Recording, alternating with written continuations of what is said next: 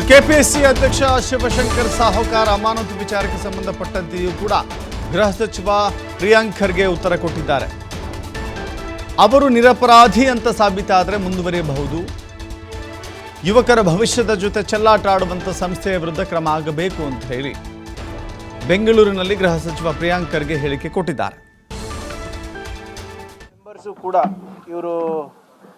ಇವರಿಗೆ ವಜಾ ಮಾಡಬೇಕು ಅಂತ ಹೇಳಿದಾಗ ಇವರು ಹಠ ಹಿಡಿದು ಇಲ್ಲ ನಾನೇ ಇರ್ತೀನಿ ಅಂತ ಹೇಳೋದು ಸರಿ ಇರಲಿಲ್ಲ. ಈಗ ಗವರ್ನರ್ ಅವರೇ ವಜಾ ಮಾಡಬೇಕು ಅಂದ್ಬಿಟ್ಟು ಆದೇಶ ನೀಡಿದ್ದಾರೆ. ಸೊ ಇದರಲ್ಲಿ what ever it is as per procedure ಏನಿದೆ ಮಾಡಿದ್ದಾರೆ. ಆದರೆ ಮುಂದೆ ಇದನ್ನು ಸರಿಪಡಿಸ್ಬೇಕು ಮತ್ತು ಏನು ನಮ್ಮ ಯುವಕರ ಭವಿಷ್ಯವನ್ನು ಸದೃಢಗೊಳಿಸಲಿಕ್ಕೆ ಈ ಸಂಸ್ಥೆಯನ್ನು ಬಲವರ್ಧನೆ ಕೂಡ ನಾವು ಮಾಡಬೇಕಾಗ್ತದೆ.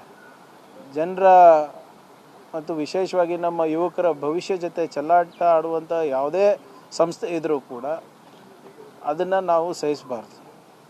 ಯಾಕಂದರೆ ಭಾಳ ಕಷ್ಟಪಟ್ಟು ಇವತ್ತು ನಮ್ಮ ಯುವಕರು ಹುಬ್ಬಳ್ಳಿ, ಧಾರವಾಡ, ಬೆಂಗಳೂರು, ಡೆಲ್ಲಿ, ಹೈದರಾಬಾದು ಇಲ್ಲೆಲ್ಲ ಹೋಗಿ ಅವರು ಎಕ್ಸಾಮ್ ಪ್ರಿಪರೇಷನ್ ಮಾಡ್ತಾರೆ, ಹಣ ಖರ್ಚು ಮಾಡ್ತಾಯಿದ್ದಾರೆ. ಯಾಕಂದರೆ ಅವರಿಗೆ ಒಂದು ಸರ್ಕಾರಿ ನೌಕರಿ ಇದ್ದರೆ ಒಂದು ಆರ್ಥಿಕ ಹಾಗೂ ಸಾಮಾಜಿಕ ಭದ್ರತೆ ಸಿಗುತ್ತೆ ಅಂದ್ಬಿಟ್ಟು ಅವ್ರ ಕುಟುಂಬದವರಿಗೆ. ಸೊ ಇವತ್ತೇನಾಗಿದೆ ನಿಜವಾಗ್ಲೂ ಭಾಳ ವಿಷಾದ. It's not a healthy sign.